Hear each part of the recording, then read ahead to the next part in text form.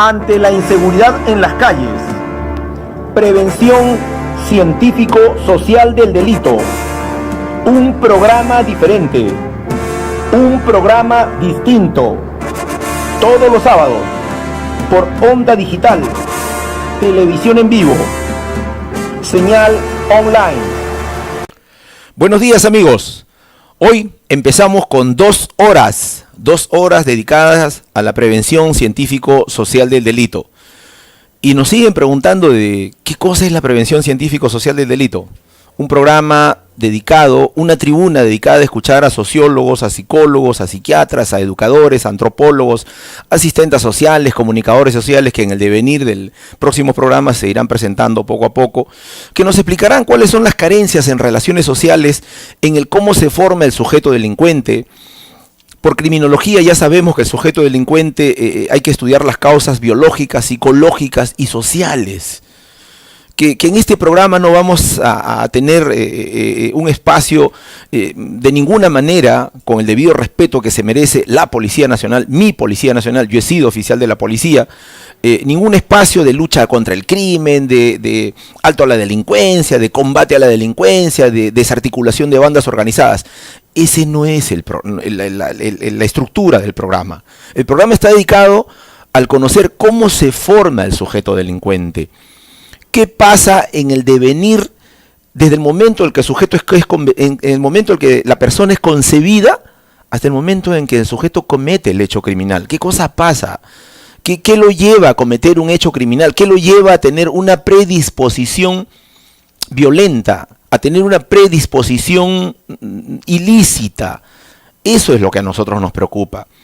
Ojo, el Estado dice de que a través del aparato legislativo, de los operadores legislativos, que las instituciones del Estado deben de trabajar por una prevención del delito. No dice represión del delito, dice prevención. Es decir, las instituciones del Estado que reciben esa misión del aparato legislativo, del poder legislativo, deben interpretar de que prevención es evitar que el sujeto desarrolle la conducta criminal, desarrolle la idea criminal. Y no que prevención es reprimir la disposición criminal. Son dos cosas muy distintas. Prevención es evitar cómo el sujeto comienza a desarrollar el pensamiento criminal. Y represión es evitar la disposición que él ya tiene. Si él ya tiene la disposición criminal, ya no es prevención, ya eso es represión. Prevención es mucho antes. Identificar, tenemos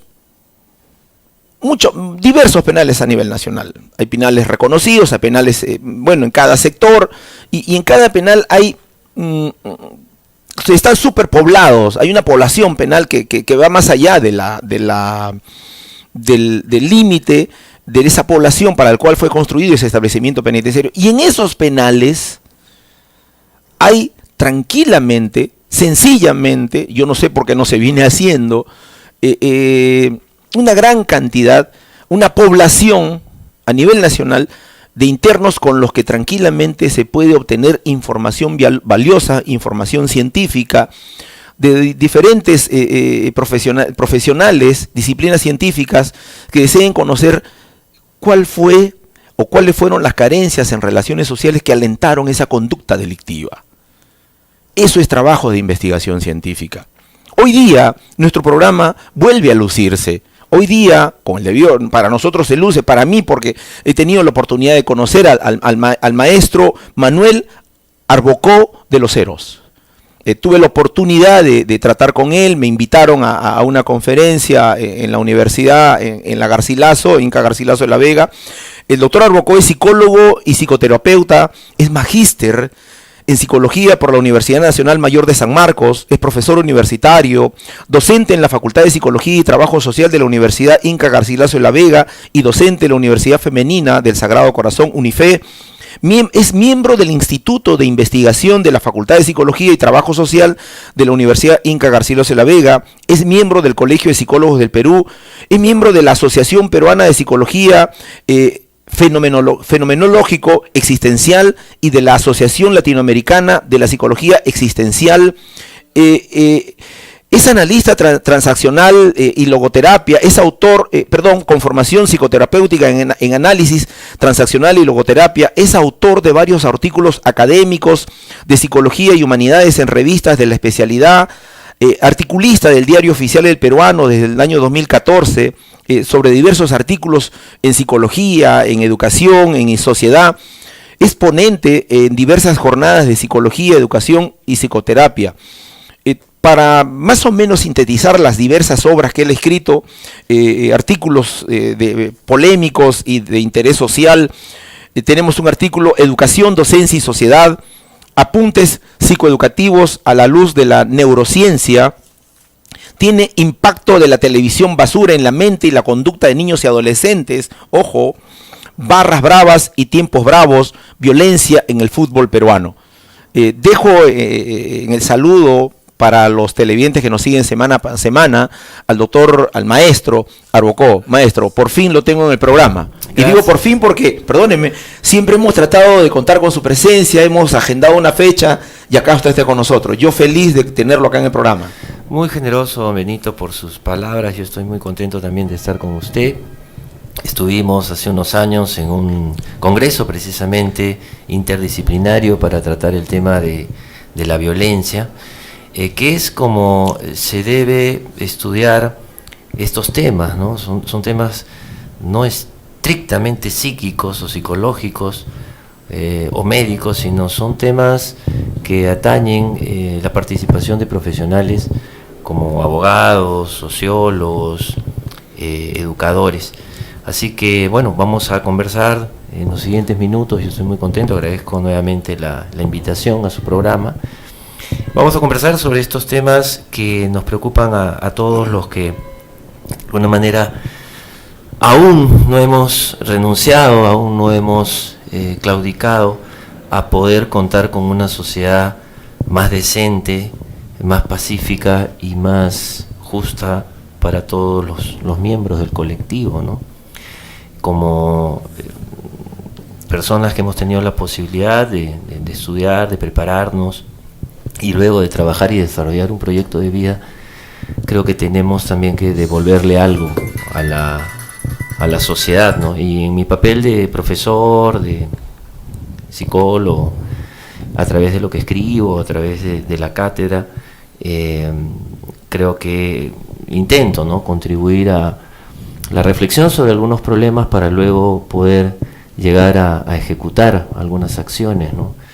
No puede haber, digamos, un intento por solucionar algunos problemas tan complicados como el tema de la violencia social, si antes no hay un espacio para el estudio, para la revisión de las teorías, ¿no? Así que, en ese sentido, como le decía hace unos minutos, yo lo felicito por contar con este espacio, felicito que hayan apostado por tener un espacio como este para poder conversar. Y ojalá, espero, que las personas que tienen poder político, las personas que son cabezas de instituciones y de las cuales depende algunas ya políticas de acción puedan escuchar el mensaje. Estamos, de repente es una coincidencia feliz, estamos cerca del Congreso, estamos cerca de muchos políticos que podrían, ¿no?, deberían escuchar un poco la reflexión que viene desde los campos universitarios, ¿no? Muchas gracias, doctor, por sus palabras, por su saludo, por el reconocimiento al programa. Yo me siento halagado de contar con su presencia, de su experiencia, de sus conocimientos académicos, de la investigación que usted realiza, de ese permanente dedicarle largas horas a su laboratorio ahí en su computadora y hacer un artículo y decir, esto es tema de conversación, esto es tema de preocupación, este es un artículo que me invita a mí a lanzar una pregunta y lanzar una conclusión y por ahí una recomendación que esperamos sea bien recibida y que ese es el propósito de todo escritor, de todo aquel que lanza un artículo. Maestro, ¿por qué tenemos tanta violencia? ¿Por qué ¿Por qué hablando en términos ya de sistemas de computación, por qué se ha viralizado tanto la violencia? ¿O por qué tenemos una sociedad más convulsionada? Bueno, hay, como muchos problemas sociales, hay una serie de factores o de aspectos que van sumándose para que en algún momento problemas como este pues detonen, ¿no? Y se hagan tan visibles. Yo creo que conversando, por ejemplo, con personas ya de mayor edad, nuestra sociedad, no vamos a hablar, digamos, del mundo, ¿no? Si uno revisa la historia de la humanidad, han sido pocos los periodos y pocos los lugares donde se ha vivido, digamos, tranquilamente, pacíficamente, ordenadamente, ¿no? La sociedad humana ha sido una sociedad bastante dinámica, pero a la vez también, creo yo, bastante conflictiva, ¿no? Las guerras, invasiones, etcétera. Pero para centrarnos en el tema de nuestra sociedad, yo creo que ha habido un cambio muy sustancial en los últimos probablemente 3 a 4 décadas, ¿no? Cuando se ha investigado por qué estamos llegando a estos niveles de criminalidad, sicarios juveniles, muchachos que ya empiezan a portar armas y aún no tienen DNI, chicos que muchas veces ni siquiera han terminado el colegio, consumos de drogas desde los 11, 12 años, empezamos a decir, bueno, ¿qué es lo que ha pasado? Y encontramos desde épocas en las cuales el país se tiñó de sangre, por ejemplo, el tema de la violencia subversiva y la guerra interna, como también un aflojamiento del poder de algunas instituciones como la familia, ¿no? En las últimas 3 décadas ha habido unos cambios en las dinámicas familiares, muchos de los vínculos, por ejemplo, aquello que sostiene una familia es la pareja, ha ido perdiendo esa solidez que de alguna manera servía como refugio y como patrón de comportamiento para los hijos. Cuando hemos estudiado, por ejemplo, el tema de los delincuentes juveniles, a propósito de uno de los artículos que usted mencionó, sí. Encontramos que prácticamente en todos los casos no había una conformación familiar sólida. Entonces, una violencia interna, una invasión de estímulos violentos a través, por ejemplo, del cine, las películas, la televisión, un aflojamiento de la solidez familiar, una contaminación en cuanto a principios, valores, reglas de conducta que poco a poco fueron viéndose como cosas aburridas, cosas de tontos, cosas de... no se olvide usted este mal concepto de la criollada, ¿no? El ser criollo, el ser vivo. Entonces, yo creo que se van juntando situaciones que finalmente nos estallan en la cara, y ya desde hace algunos años estamos viendo cifras que son realmente alarmantes, ¿no? Delincuencia juvenil, consumo muy precoz de alcohol y de drogas, a eso se le suma, por ejemplo, la corrupción a nivel legal, a nivel judicial, a nivel policial, centros de readaptación que no readaptan a nadie, centros penitenciarios donde a veces algunos llaman a las cárceles, entre comillas, universidades del delito, se dirigen y organizan delitos, crímenes desde el interior de algunos penales. Entonces, claro, como decía, esto nos estalla en la cara, porque finalmente vamos a empezar a encontrar una sociedad donde la gente convierte sus casas en búnker, donde, como en algunos países, ¿no?, la gente va a empezar a armarse, donde hay una paranoia generalizada. ¿Y eso a qué lleva? Justo ayer lo conversaba con un grupo de profesores y estudiantes. Lleva a que aumente la desconfianza en el prójimo.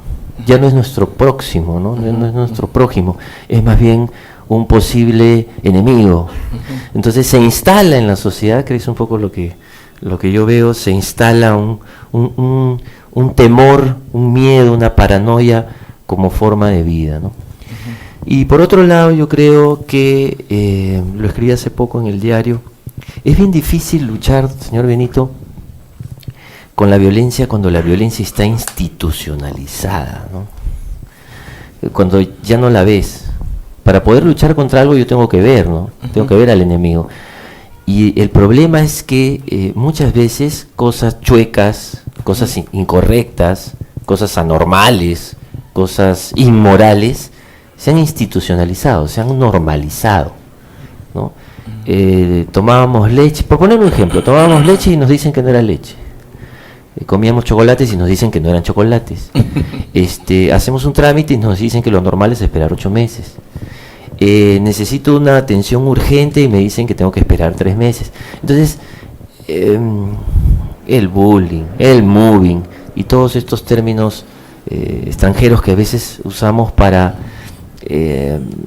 poner sobre la mesa aspectos que lo que reflejan es una normalización y una institucionalización de ciertas formas de violencia, porque el maltrato, porque la corrupción, porque el engaño son formas de violencia también, ¿no? Siempre hay perjudicados.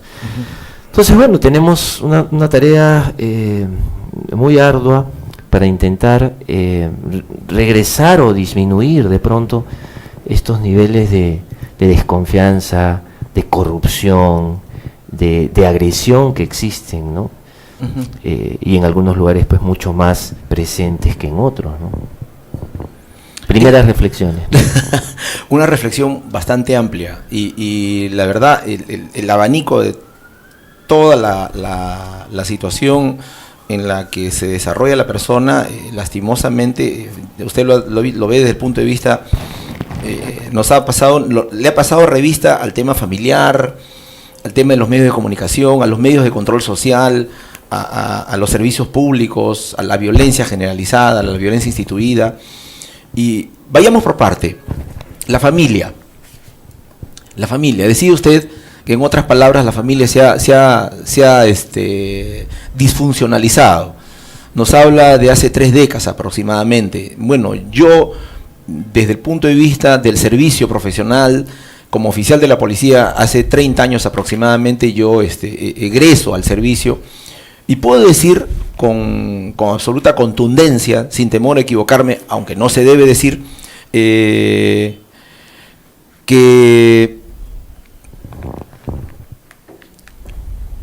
nunca he conocido un trabajo efectivo en prevención del delito. O sea, en 30 años de servicio, la policía no ha sabido encontrar un trabajo efectivo, nunca supo encontrar un trabajo efectivo en prevención del delito. ¿A dónde yo quiero llegar? De que la policía siempre hizo trabajos de represión. O sea, ese cuento que usted escucha en un presidente que dice, que se suspendan todos los cursos de la policía y que salga la policía a hacer prevención. Eso se ha escuchado en todos los presidentes. Seguramente lo va a decir Kuczynski, si es que ya no lo está diciendo Basombrío. Pues lo está diciendo de otra manera. ¿En qué sentido lo está diciendo Basombrío? De que van a contratar civiles para que hagan el trabajo administrativo de la policía y que los policías que hacen el trabajo administrativo salgan a la calle. Y que bueno, con eso se supone que reforzamos el servicio de seguridad en la calle. Lo dijo Loyanta, lo dijo Alan García, lo ha dicho Toledo, y así sucesivamente vamos a llegar pues a aproximadamente 25 años. Entonces, y nunca se ha hecho un trabajo de reconocer lo que usted está diciendo. Obviamente, la formación policial solamente es una formación pues cuasi militarizada, es una formación para el enfrentamiento contra el delincuente, pero no para conocer cuáles son las carencias en relaciones sociales que usted ha referido, que usted muy bien las ha referido. Usted las refiere cuando dice la familia, el modelo que se ha vendido, que el nuevo modelo que se viene vendiendo a la familia a través de los medios. El nuevo modelo que se vende pues con una familia más a la criollada y que al final nos termina golpeando en la cara. Usted lo ha dicho 3 veces, si no me equivoco. O sea, nos golpea en la cara una conducta como esa y después reaccionamos y decimos, uy, ¿qué pasó? Entonces, y finalmente pues la familia se disfuncionaliza, se desestructura, hay relaciones, entre comillas, pecho frío, sin saber cómo llegamos a una nueva a una relación en la que el trabajo de ambos, trabajo entre comillas, o la dedicación de ambos sea pues un trabajo con resultados más favorables para todos, especialmente para los chicos que vienen, para las generaciones venideras. Entonces venimos de una formación o de un modelo que nos presentan los medios de comunicación, y en el que creemos que ahora es así, y en ese ahora es así, seguramente estamos convencidos que vamos bien, o de repente la disposición que tenemos de encontrar algo más suave, algo más fácil, sin esfuerzo, sin lucha, sin entrega, y en esa pérdida de lucha y esa pérdida de entrega, lastimosamente perdemos todos. Entonces, sí, es cierto lo que usted dice, don Benito.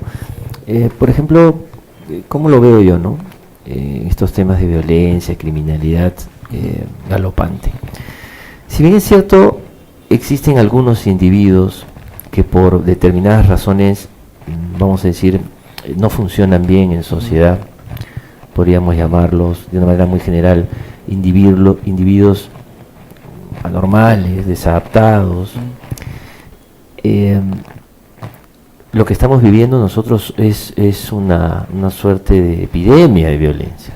Entonces eso nos hace pensar que más allá de individuos, sujetos, que por particulares razones les cuesta aceptar reglas, comportarse de una manera pacífica, etcétera, lo que tenemos es un colectivo, una sociedad, un ambiente que no promueve salud mental. Fíjese, revisando documentos en casa, encontré un libro, una revista de medicina, de psiquiatría, de hace como 40 años, donde había, o quizás más, una entrevista al doctor Seguín, Carlos Alberto Seguín, famoso psiquiatra nacional. Y él decía, por los años 70, y era el titular del artículo, nuestra sociedad está enferma. Entonces, claro, duele decirlo, ¿no? No creo que estemos en el peor planeta, en el peor país del planeta, pero sí creo que tenemos grandes porciones del territorio nacional donde no hay un espíritu para llevar una vida tranquila, pacífica, ordenada. La criollada, la viveza, la dificultad, por ejemplo, para respetar a la pareja, el sacar adelante la familia. Le cuento una anécdota.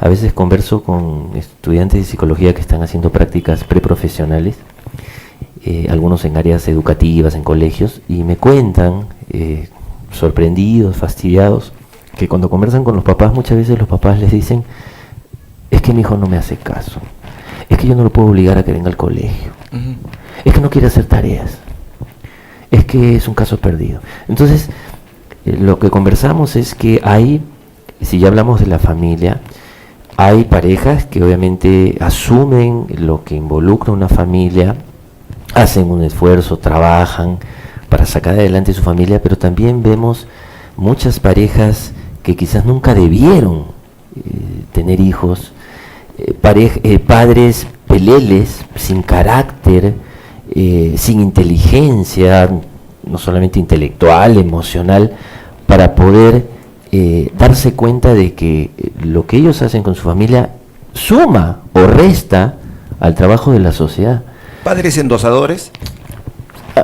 Sí, desde padres engreidores, alcahuetes, sin carácter, a veces llenos también de problemas personales, ¿no?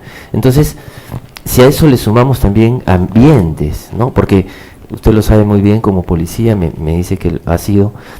Los policías saben muy bien que hay ciertas zonas, ciertos focos, ciertos lugares, por ejemplo de Lima, donde hay, pues, ¿no? Barrios que promueven, ¿no es cierto?, el delito. Hay que decirlo como es. Sí. Hay barrios donde se promueve el delito. La policía coge a un tipo que vende drogas y todo el barrio se le va encima a la policía y apedrean el patrullero, etcétera. Entonces hay barrios, hay lugares de Lima donde esto que les decía, ¿no?, lo chueco, lo inmoral, lo delictivo está normalizado. Entonces, por ejemplo, a mí no me entra en la cabeza, pero ocurre, que hay barrios de Lima donde la policía no entra. ¿Y por qué no entra? Porque obviamente tienen que protegerse, tienen que cuidarse. Eso significa que son zonas tomadas por los delincuentes, ¿no? Entonces yo creo que sí, es cierto, tiene que haber dentro del campo de la prevención una buena formación y un buen trabajo de investigación en nuestros policías, pero también tiene que haber apoyo, ¿no? Por ejemplo, a mí me ha pasado alguna vez que he ido a una comisaría y el policía con toda la buena actitud me dice: pero es que no tenemos para la gasolina y hay que poner para la gasolina para salir, digamos, con el patrullero, o las llantas se han bajado, el neumático se ha pinchado, y digamos, estas cosas que podrían ser muy simples, ¿no? No tener caja chica, cuando uno ve a veces policías en otros países que son el doble de gruesos y el doble de altos que los pillos, ¿no? Entonces, a veces nosotros vemos a nuestros policías vistiéndose con un uniforme que ellos mismos pagan, con balas que ellos mismos tienen que comprar, que no tiene una protección legal. Si bien es cierto, puede haber abusos policiales, pero también tiene que haber una protección legal a muchos de los policías que tienen mucho temor de meterse, de poner el pecho, de ayudarnos, porque saben que no solamente pueden salir heridos, sino que además pueden salir denunciados, ¿no? Muchas veces hemos escuchado que pareciera que nuestras leyes protegen a los delincuentes y no tanto a los efectivos del orden. Entonces, creo que hay algunos factores que explican comportamientos criminógenos o criminales, propiamente dicho, tanto a nivel individual como a nivel social, a nivel familiar, a nivel barrial. A veces los psicólogos andamos investigando y curioseando en algunos temas, y por ejemplo se ha estudiado cuáles son los países, de repente lo ha leído por ahí, donde la gente dice ser más feliz y pasarla mejor, etcétera. Y por ejemplo, indagando esos temas, dicho sea de paso, Perú no está al último, no hay otros países donde la gente la pasa muy mal. Pero cuando uno ve, por ejemplo, que en estos rankings aparecen países como Austria, Suiza, Suecia, etcétera, la pregunta es, bueno, ¿qué hacen allá? ¿Por qué hay menos crímenes? ¿Cuál fue la experiencia exitosa? ¿Cuál fue la experiencia exitosa? ¿Qué comen? ¿Cómo es que hacen para que los niveles de violencia ciudadana sean menores? Porque siempre hay problemas, ¿no? Siempre hay delincuentes, siempre hay personas que no encajan, pero ¿por qué la gente dice sentirse mejor, más segura, etcétera? Y se ha encontrado, y quiero compartir eso con usted, 3 aspectos, por ejemplo, en común. Muy interesante. Uno, estos países que ocupan los primeros lugares, donde su gente dice estar agradecidos de vivir ahí, son países donde la gente tiene la posibilidad de estudiar, realmente estudiar. La palabrita mágica, realmente estudiar. O sea, no es estudiar, sino realmente estudiar como se debe. Y se vigila porque la gente realmente estudie. A usted, como a mí, nos ha probablemente sorprendido cuando a veces vamos en horario escolar por algunas calles de Lima y vemos muchachos que están haciendo cualquier cosa menos estar en un plantel. Hay una tasa alta de niños y adolescentes que no estudian, que no están en los colegios. ¿Qué están haciendo, no? Bueno, entonces en estos países la gente tiene posibilidades de estudiar. Otra, la gente tiene posibilidades de encontrar un trabajo digno. Ya. Si tú estudias, tienes opciones de estudiar y luego tienes opciones de ejercer alguna labor por la cual se te retribuye, eso no solamente te ayuda a confiar más en ti, en tus posibilidades, mejora tu autoestima, sino además estás sintiendo que lo que tú haces te permite sobrevivir, ¿no? Y tercero, en estos países la gente tiene posibilidades de tener un acceso a servicios de salud de calidad.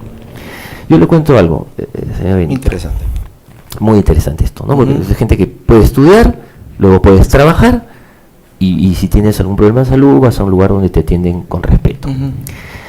A veces yo soy un convencido de que, digamos, la investigación, no solamente proviene de las facultades, de los académicos, sino también de la gente que indaga, de la gente que mira, de la gente que conoce un poco lo que sucede en las calles diariamente.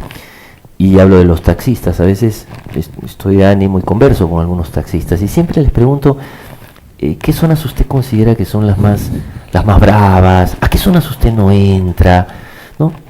Y muchos taxistas me han dicho que hay ciertos lugares de Lima donde ya no, estos sitios que yo decía, bueno, probablemente son lugares violentos, ya no lo son tanto. Y cuando les he preguntado a estos taxistas, ¿y por qué cree usted que ya no? O sea, que ya bajó, porque antes robaban, antes no podía meter el carro, me dicen. ¿Por qué? Ah, no, es que ahora han limpiado la zona, ahora hay centros comerciales, ahora hay universidades, ahora hay bancos. ¿Qué quiero decir con esto? Que también es importante, y hay investigaciones en psicología social que demuestran que ciertos lugares deben ser rescatados por sus autoridades. Si yo tengo un parque abandonado, eso es un foco para adictos, para alcohólicos. Por ejemplo, rescatar, limpiar, pintar, baldear. Hay investigaciones muy interesantes en psicología social que demuestran que la criminalidad, la tendencia a actuar de manera criminal aumenta en la medida que yo estoy en un lugar sucio, desordenado, sin luz. Experimentos realizados donde se ha iluminado ciertas zonas, baldeado, pintado, rescatado, aparece el comercio, etcétera, la tendencia a actuar de manera delictiva, no digo que desaparezca, pero tiende a bajar. Entonces, en realidad, empezamos a ver que esto es un trabajo que tiene varias áreas, ¿no? Individual, familiar, escolar, a nivel político, a nivel municipal y a nivel de gobierno, finalmente, el gobierno nacional, ¿no? Yo creo que hay que copiar, hay que intentar copiar, mejorar, adaptar experiencias exitosas en algunos países donde, si bien es cierto, existe criminalidad, existe violencia, pero está mucho más manejada, mucho más controlada, ¿no? Porque si no, bueno, esto es una especie de maremoto que avanza y que está cobrando cada vez más víctimas, ¿no? Ayer veía con pena, porque es una vida humana, un muchacho de 15 años en la pista, ¿no? El cadáver de este muchacho que había sido abatido, aparentemente, según las noticias, porque intentó con un arma robar a un taxista. A un taxista, ¿no? Exactamente. Entonces, así es. ¿no? ¿A dónde fue a parar ese proyecto de vida? Tirado en el piso. ¿Qué hubiera pasado? Yo siempre me hago esa pregunta. ¿Qué hubiera pasado si no hubiera tenido tantas carencias en relaciones sociales? Claro. De repente nos hubiéramos perdido un talento. Nos hemos perdido un talento probablemente en el deporte, en las ciencias, en el arte. Nadie sabe, pero en fin, es una pena lo que ha sucedido y lastimos una vez más hay sangre en el horizonte del paisaje de nuestra realidad. Doctor, es interesante la conversación con usted, yo lo dejo hablar, yo grabo el programa y vuelvo a verlo, sinceramente. Esto está colgado en YouTube, se va a colgar en YouTube el programa. Nos piden un comercial. Creo que nos vamos a un comercial. No quisiera que haya comerciales para seguir conversando, pero la necesidad es parte del programa, de la estructura del programa. Vamos a un comercial y continuamos con el doctor Manuel Arbocó de los Heros, magíster en psicología, mucha información valiosa, una interesante apreciación que seguramente usted está deleitando en sus casas. Muchas gracias. Venimos después de unos cortes comerciales.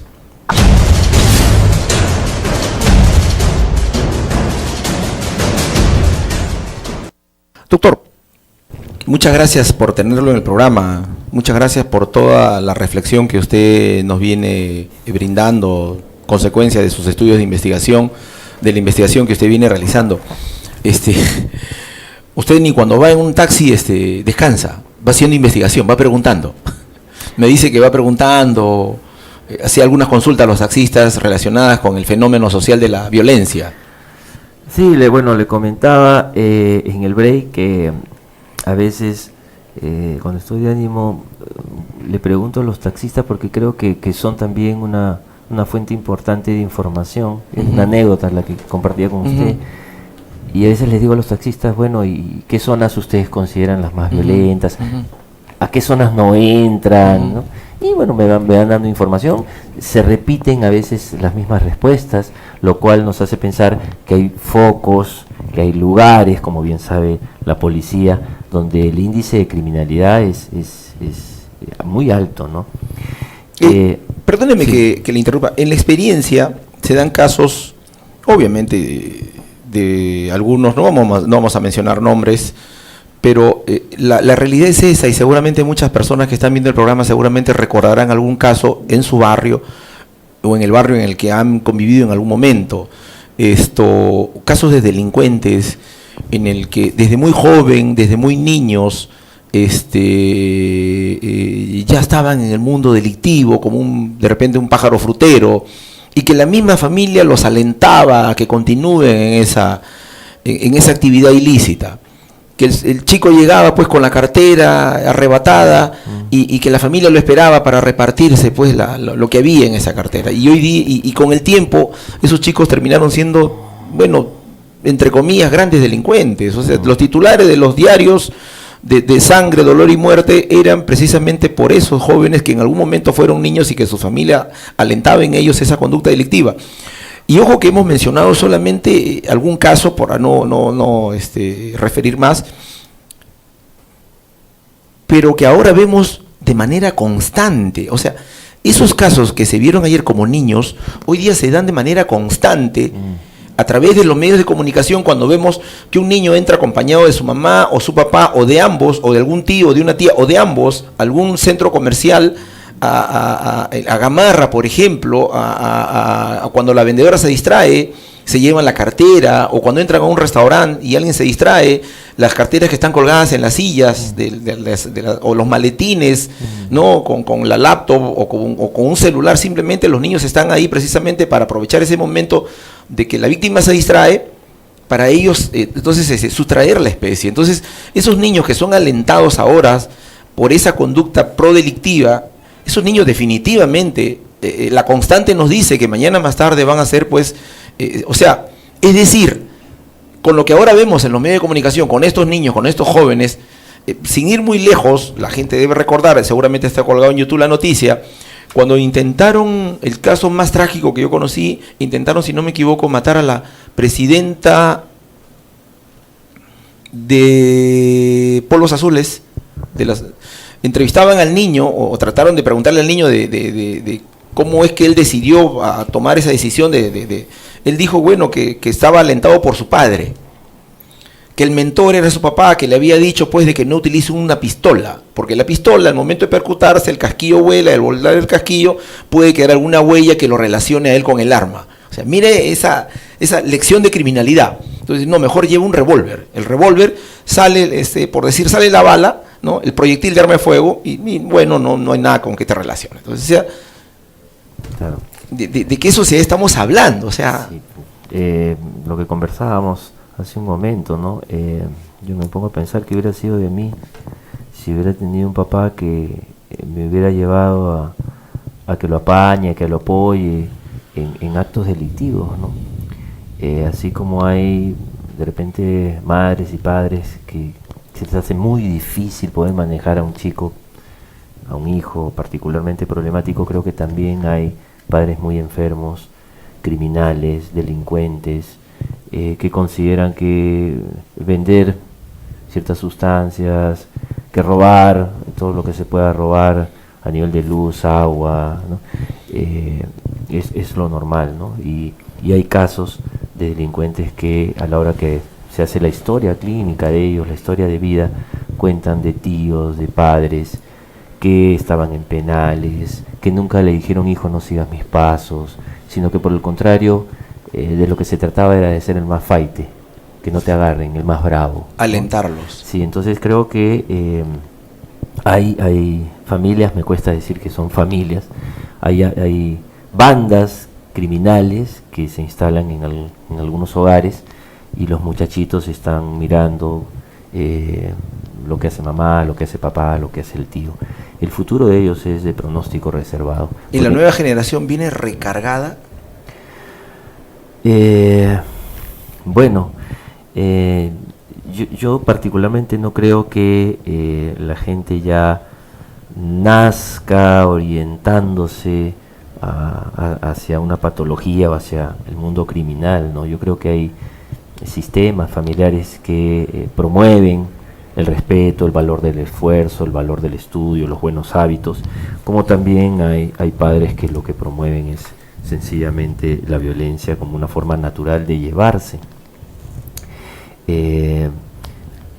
Hay una cifra que es realmente alarmante, ¿no?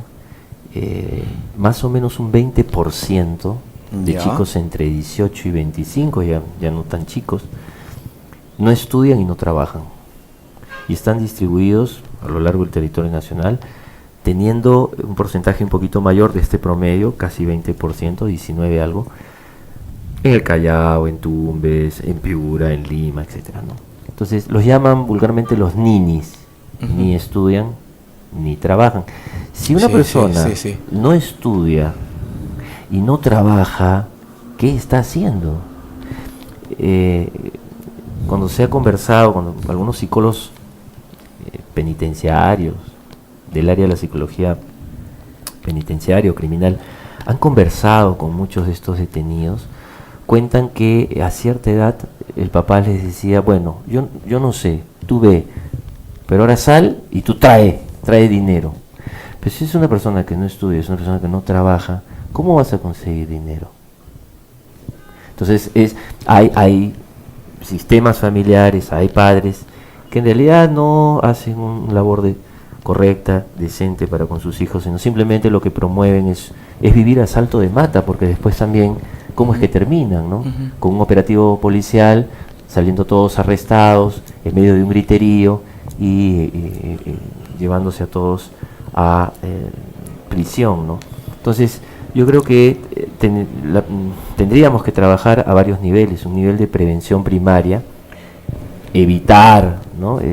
Situaciones que puedan conllevar a comportamientos de este tipo, pero también hay un nivel que a veces se conoce como prevención secundaria, que ya sería un trabajo particular con personas que ya tienen estos problemas de empezar a delinquir, ¿no? Y en ese sentido creo que tendría que haber una reorganización de los centros de readaptación de menores, ¿no? Yo he escuchado historias atroces, de verdad, de formas de tratar a estos muchachos que tienen 14, 15, 13, que llegan, digamos, al mundo de la delincuencia, y que en vez de encontrar un trabajo donde realmente creamos que si se les da ciertas condiciones puedan ellos tener opciones, en realidad lo que se hace es convencerlos de que son basura, ¿no? Entonces se escapan de estos centros. No solamente hablo de Lima, conversaba con una interna de psicología que está haciendo sus prácticas en un centro de adaptación del norte del país, y esta chica me contaba con mucha pena, ¿no? Algunos diálogos que había tenido con, por ahí la mamá, por ahí un familiar, porque muchos de ellos no tienen detrás una familia organizada, seria, con gente que trabaje, que estudie, ¿no? Sino básicamente por ahí está la mamá, por ahí está el papá, pero son hijos de nadie, no le importan a nadie, ¿no? Y estos chicos le contaban a ella su historia, ¿no? Y yo conversaba con ella, me acuerdo que le decía, ¿qué hubiera sido si nos hubiera pasado eso a nosotros? ¿Dónde estaríamos nosotros? O sea, yo creo que para formar una mente medianamente saludable, nosotros tenemos que vivir desde muy chicos el cariño, ¿no? La presencia, la protección, y eso nos lo da mamá, papá, la familia, pero muchos de estos chicos no han tenido esa fortuna y terminan, digamos, arrojados a una sociedad que les teme y que muchas veces no le da oportunidades.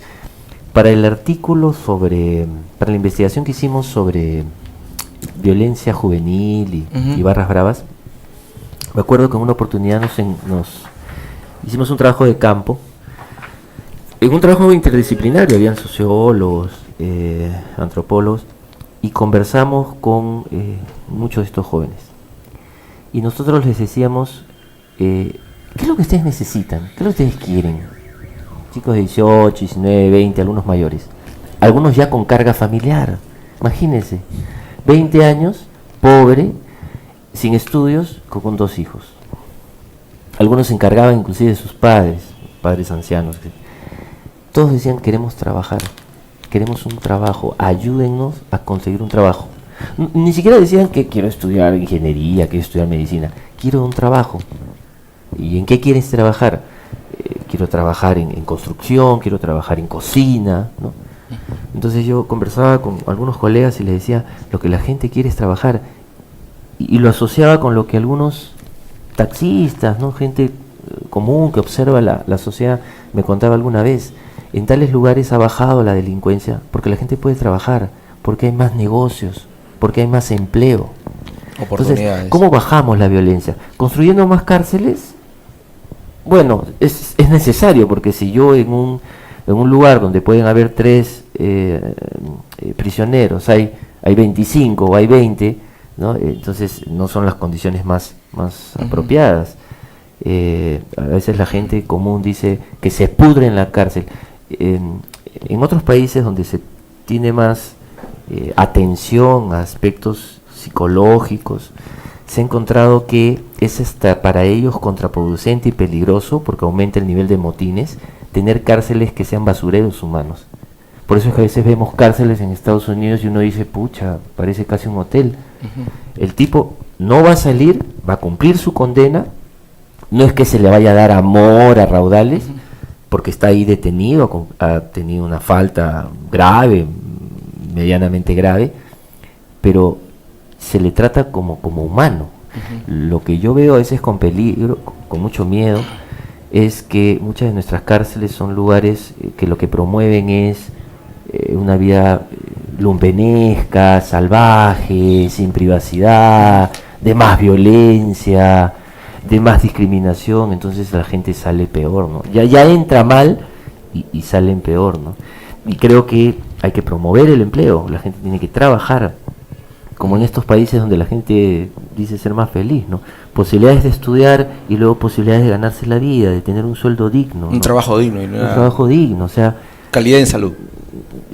Son condiciones mínimas, ¿no? Que creo que podría ayudar a que la gente pueda apostar, ¿no? Pero si yo no tengo estudios, tengo 5º de primaria, mi padre está en prisión, mi mamá se prostituye o lava kilos y kilos de ropa ajena para poder comer arroz con huevo todos los días, también yo caigo, no es mi intención defender, ¿no? Pero caigo en un estado de desesperación, de desconfianza, y si encima vivo en un barrio movido, pro-criminal, a veces puedo cometer errores, ¿no? Puedo cometer errores o puedo hacer de eso un estilo de vida a todas luces peligroso, ¿no? Doctor, usted nos da 3 apuntes de los países con experiencia exitosa, donde hay tranquilidad y todo es una paz. Nos dice donde realmente se estudie, primero. Segundo, un trabajo digno. Tercero, una salud de calidad. Si bien es cierto, se habla de donde realmente se estudie, quiere decir que detrás de esa propuesta, de esa política de Estado con relación al estudio, hay todo un trabajo de proyecto de estudio. Como decía José Ingenieros, la educación no se puede reducir a los límites estrechos de un aula. O sea, la educación va más allá. Entonces, yo siempre hago la observación de que, perdóneme el yo, pero hago la observación de que tenemos una sociedad en el Perú particularmente, nuestra realidad es de que cuando hablamos de seguridad ciudadana, no pensamos en el todo, en el colectivo, pensamos en dónde está el policía. Cuando hablamos de defensa civil, no pensamos en el todo, en el colectivo, sino hablamos del dónde están los de chalequito naranja, defensa civil. Cuando hablamos de educación, no pensamos en el colectivo en el que todos somos educación, pensamos en dónde están los profesores. Entonces siempre buscamos al responsable sin saber de que nosotros somos los que estamos involucrados en seguridad ciudadana, que nosotros somos seguridad ciudadana, que somos un medio importantísimo de control social, que somos defensa civil. Anoche hubo un temblor en Arequipa, un fuerte temblor, 4.7 si no me equivoco. Mi hijo me llamaba, me comentaba, no hijito, le digo, acá no ha pasado nada, le digo, todo tranquilo. Papá me dice, por si acaso me dice, deja tu linterna, deja listo todo está listo. Entonces, eso es defensa civil. Y ya me está diciendo, me está alertando, revisa dónde está la linterna, si no tienes linterna, revisa la vela, separa los muebles en caso de una emergencia para evacuar, ¿no? Aparte del maletín, el que nos recomiendan, el famoso maletín de defensa civil. Entonces, eso es defensa civil, eso es seguridad ciudadana, educación somos todo. Cuando se resalta el tema de realmente estudiar, estimo yo que debe ser todo, pues, todo un trabajo detrás de la propuesta propiamente dicha del estudio, o sea, quiénes son los docentes, cómo los capacitan, qué trabajo, con qué logística los apoya, cuál es el ambiente donde los chicos estudian, cuál es el trabajo que complementa lo que es educación, cómo son los padres de familia, cómo deben trabajar en el trabajo, en ese binomio colegio, profesor, padre de familia, para que el alumno tenga una mejor propuesta educativa, cómo están las universidades, cómo están los medios de control social, los medios de comunicación, hasta las películas. Lo felicito, doctor, porque no me estoy saliendo del tema, pero me da gusto saber que de pronto en la universidad, en la Garcilaso, se debaten películas, pasan una película y hay debate sobre una película. Ahora, dentro de las películas, hay un montón de películas, muchas películas de corte violento y sangriento, pero hay películas que también son modelos de vida. Hay películas con mensaje social positivo. Estimo yo que hasta las películas en una sociedad como esta, donde realmente estudias, si te quieres distraer, puedes ver una película incluso que es motivadora. O sea, no encuentras un espacio para la, entre comillas, basura. O sea, todos los espacios encuentras luz, orden, oportunidad. En todos los espacios encuentras un lugar donde realmente se estudie y que eso después te permita, pues, desarrollar un trabajo digno. Calculo yo, estimo yo, no creo equivocarme, pero que creo que es la experiencia de Alemania, si no me equivoco, donde al estudiante desde secundaria, si no me equivoco, o ya para la universidad, le hacen una evaluación para saber cuál de los hemisferios del cerebro está a su disposición laboral. Si no me equivoco, no sé, usted de repente conoce esa experiencia. O sea, es decir, tú eres de letras, eres de arte o eres de ciencia, cosas por el estilo. Entonces, por ahí como que deciden ya su futuro laboral. Entonces, por ahí como que encuentra un trabajo digno y un trabajo donde para él el futuro, el trabajador, no sea pues una cuestión de decir ya, aunque sea trabajaré en esto porque no pude lo otro. No, ahora vas a trabajar en lo que a ti te gusta, a ti te nace, la disposición vocacional que tú tienes. Y definitivamente lo último, la salud, pues es un tema básico en toda sociedad. Sin salud no avanzamos. En nuestro país, usted ha dicho una gran verdad, no tenemos salud mental. Lo decía el doctor hace 40 años, el psiquiatra Sein, si no me equivoco, me decía, ¿no? Entonces, sí, bueno, el porcentaje, si uno ve el dinero destinado al sector salud es bajo, y al sector salud psicológico, salud mental es más bajo aún, ¿no? Uh-huh. Como no, probablemente, no está dentro de las prioridades de los gobiernos de turno. Yo lo que... en educación también es bajísimo. Sí, es bajo. Miren, la gente, las personas, los seres humanos deberían todos tener la oportunidad de terminar el colegio y luego tener opciones de especializarse, ¿no? De estudiar, a eso me refiero. La gente debería poder estudiar, pero por un lado encontramos niños que muchas veces no les importa probablemente a sus padres, o no son prioridad para sus familias y no terminan ni siquiera el colegio, ¿no? Hay historias de muchos delincuentes que a las justas tenían pues primero de secundaria o primaria y que luego optaron más bien por formar, porque recordemos que el ser humano tiene una necesidad gregaria, una necesidad de estar en grupo, y muchos han reemplazado la familia ausente o violenta o patológica por estos grupos. O sea, alguna vez conversando en la universidad, ¿no? Hablábamos hace años de los mal llamados pirañitas, ¿no? Entonces, claro, los pirañitas eran grupitos, recordará usted, uh-huh, de entre 4 a 12 niñitos, sí, que se movilizaban en grupo. Uh-huh. ¿Por qué? Porque es preferible estar en ese grupo que estar totalmente solo, absolutamente solo, ¿no? Probablemente a un niño pues estar solo es algo que lo devasta. Ahí es donde entra pues la familia, donde entran los padres, que hemos tenido tanto usted como yo. Pero muchos de estos criminales comienzan su vida criminal con estas fallas en el ámbito de no poder estudiar, una familia negligente, malos modelos por parte de la familia. Doctor, usted ha hablado de los pirañitas y yo recuerdo haber tenido un apunte, una interrogante, voy a llamarlo así, una interrogante. ¿Cómo la sociedad capta el modelo, cómo los colectivos sociales captan el modelo y de pronto creen que ese modelo se puede aplicar en su modus vivendi, en su modo de vida?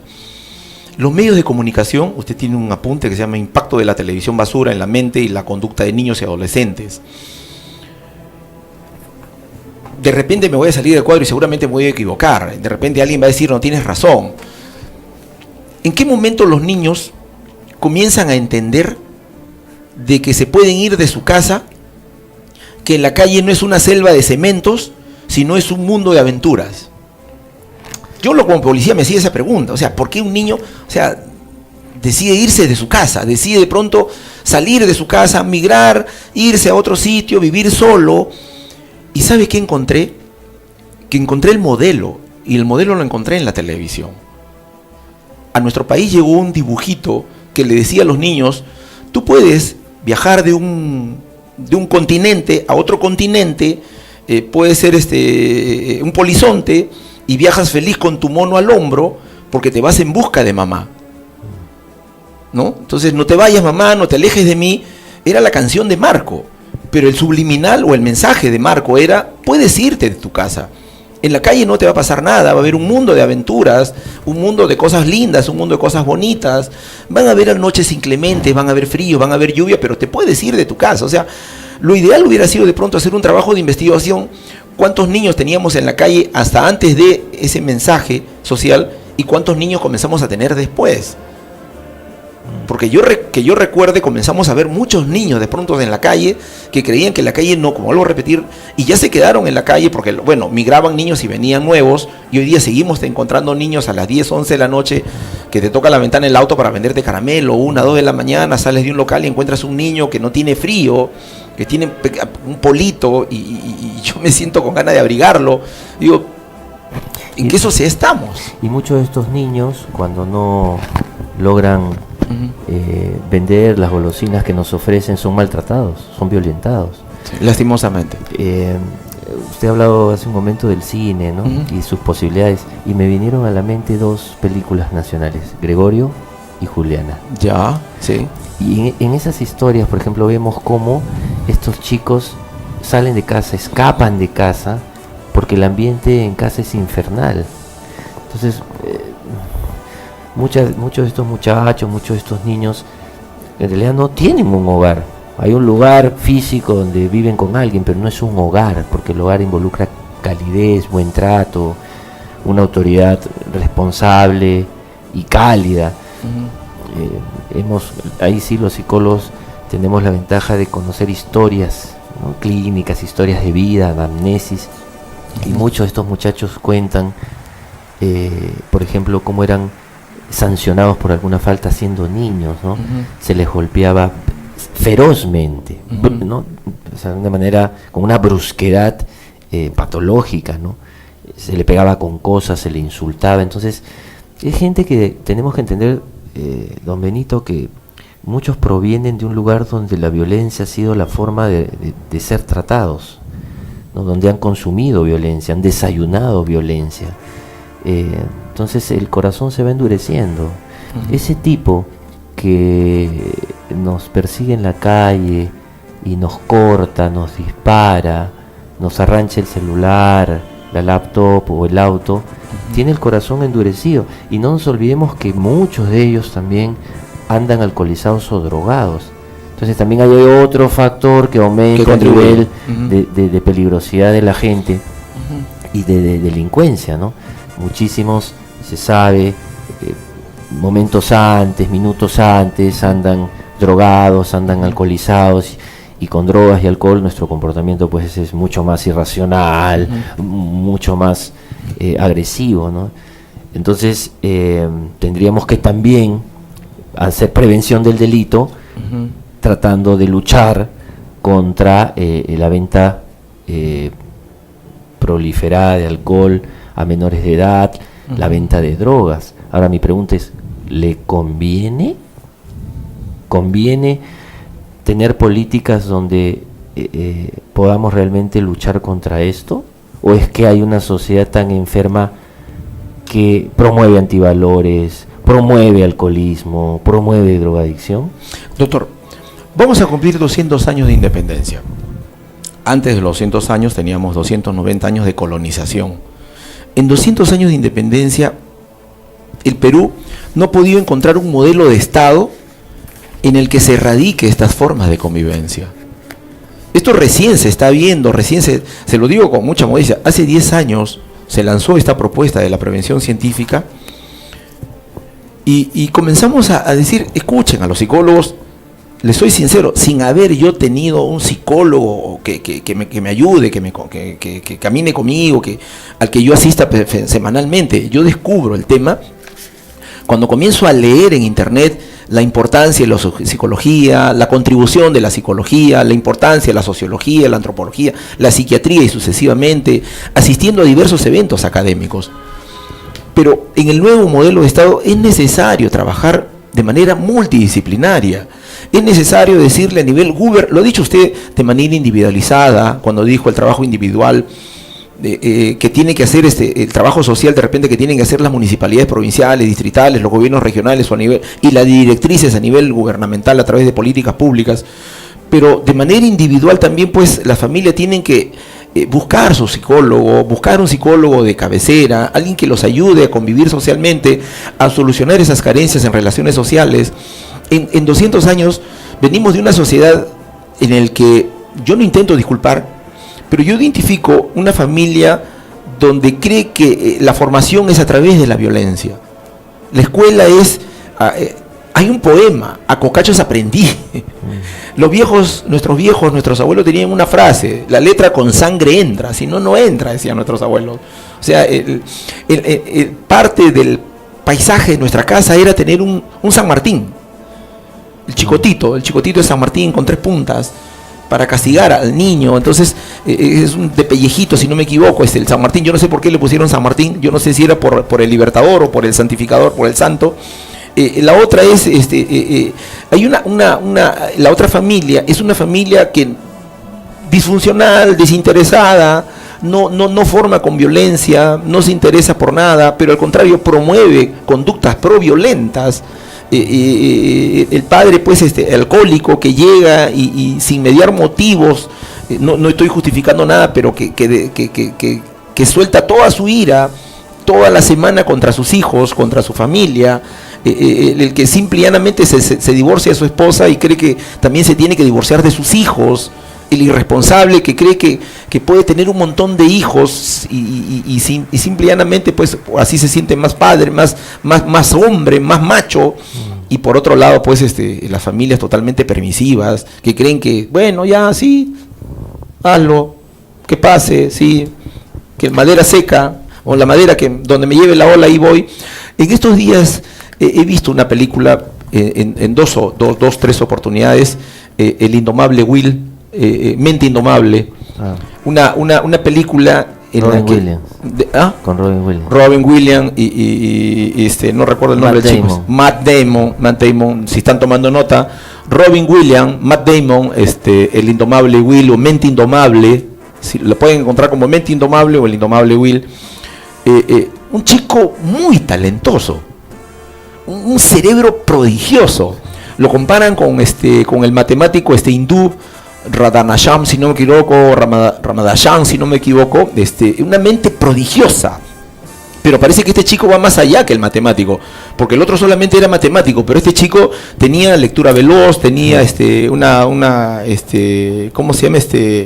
Memoria fotográfica, sabía de historia, sabía de derecho, él solo se defendía, tenía múltiples problemas con la justicia, y cuando el psicólogo comienza, es un reto para el psicólogo, y se encuentra con él y descubre pues que ese chico tiene problemas, o sea, se encuentran dos mentes que son muy, muy, muy inteligentes, y para el psicólogo es un reto decir, un psicólogo clínico, estimo yo, entonces que dijo, no, yo no sé, pero un psicólogo, yo asume el reto de decir, yo voy a resolver tu problema.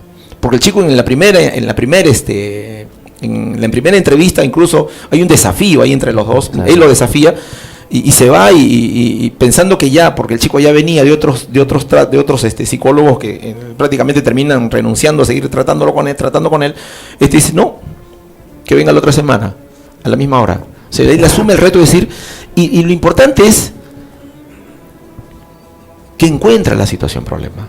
O sea, descubren el chico que había sido sumamente lesionado, descubren el chico que había sido sumamente agredido, que habían causado en él serios problemas de conducta con la sociedad. Y lo bonito al final dice, bueno, ya está resuelto. Yo me gustaría invitarle a la población a que vea esta película, no porque encuentren la solución de su problema, sino para que encuentren el perfil de la necesidad de conversar con un psicólogo. Sí, ahora que ha recordado esto de los métodos de crianza, ¿no? Los métodos de disciplina de antaño, ¿no? Nicomés, con su acocachos aprendí.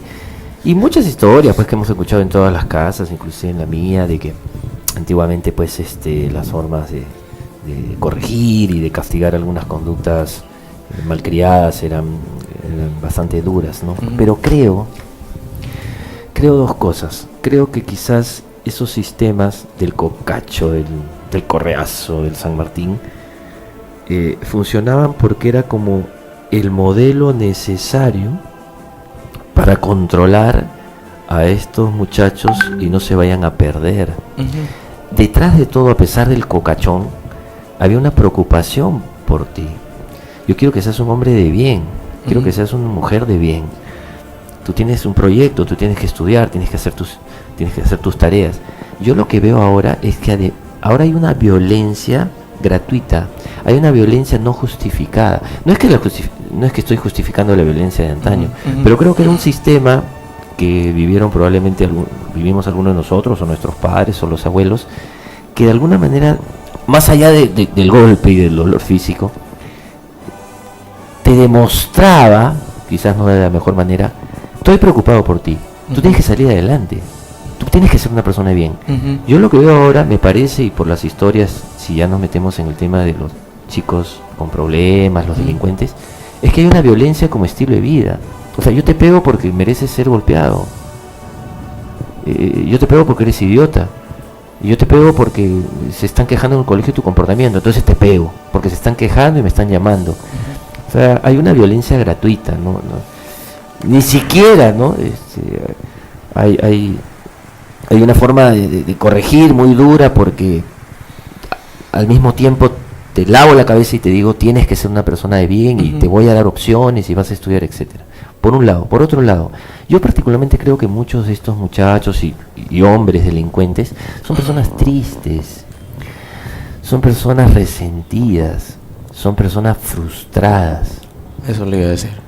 Y que claro, bajo los efectos del alcohol y las drogas, y acompañado de un arma y de 3 zampones más, probablemente nos hacen sentir a nosotros los que ellos han sentido también. Miedo,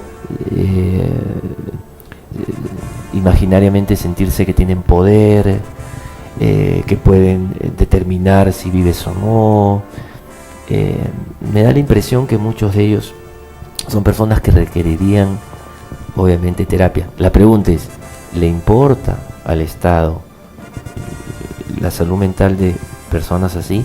¿Quién financiaría un trabajo serio? Porque los psicólogos penitenciarios no se dan abasto para trabajar con cada una de estas historias de vida. Entonces, doctor, lo que hay es simplemente una represión, y luego te abrimos las puertas, ya cumpliste tu condena y buena suerte. Doctor, permítame interrumpirlo. Primera, la verdad, la interrupción viene por este lado. Es una pena que en los penales no exista un trabajo con los psicólogos. No, perdón. Sí hay psicólogos, pero no la cantidad que quisiéramos tenerlos. O sea, en Cañete, 2000 internos aproximadamente, 5 psicólogos. Así, 5 psicólogos. En Piura, me contestaba un psicólogo, me dice 3.200 internos, si no me equivoco, igual, 4 psicólogos, si no me equivoco. O O sea, no. O sea, en este momento va la invocación nuevamente a través de los medios. Pidan información, las instituciones públicas del Estado pidan información. Que el INPE nos muestre un cuadro de doble entrada con la población penal por cada establecimiento penitenciario.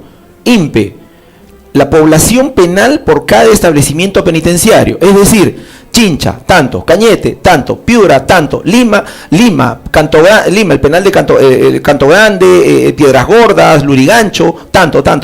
¿Y cuántos psicólogos?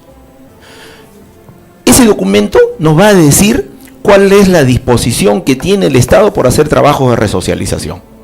La lectura de ese documento por psicólogos, con sociólogos, con psiquiatras, y ojo, yo como abogado le puedo decir de que existe norma, que existe la ley de tratamiento penitenciario, la ley penitenciaria, el reglamento penitenciario, y que se habla del tratamiento penitenciario, que dice que tiene que ser un trabajo multidisciplinario.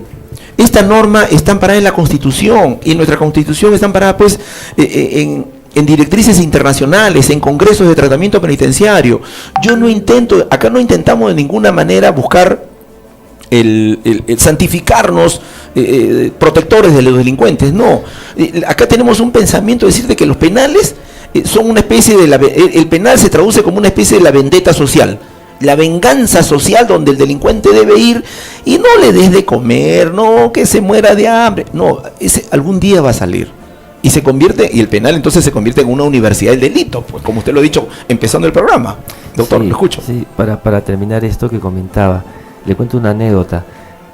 Hace algunos años conversaba con una colega que es psicóloga y estaba trabajando en una prisión, en una cárcel, ¿no? Y ella me contaba que a veces hacía dinámicas grupales, terapias grupales. Y me contó algo, me dijo, ¿sabes qué? Siempre alguien llora, siempre lloran. Porque yo le preguntaba, no es el ámbito donde yo me muevo. Oye, ¿y cómo te va ahí? ¿No tienes miedo? ¿No te hacen nada? ¿Eres mujer? ¿No? Un poco los estereotipos, etcétera. Y me decía, no, son bastante respetuosos.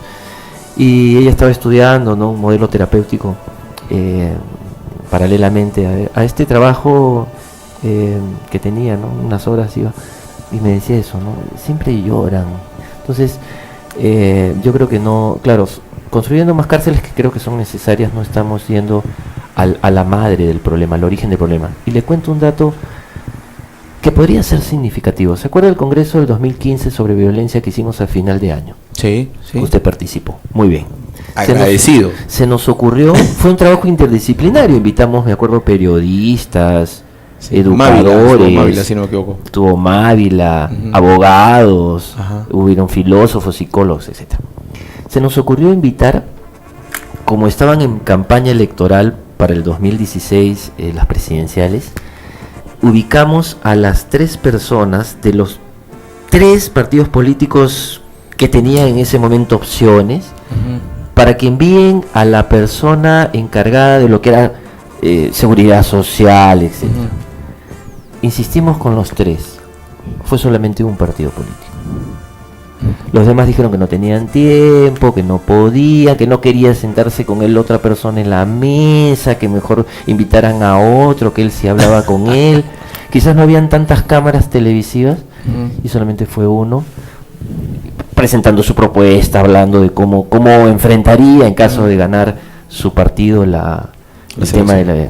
Entonces, le importa al grueso de nuestros políticos hacer un trabajo serio, un trabajo a largo plazo, porque ese es otro problema que tenemos en el país, don Benito.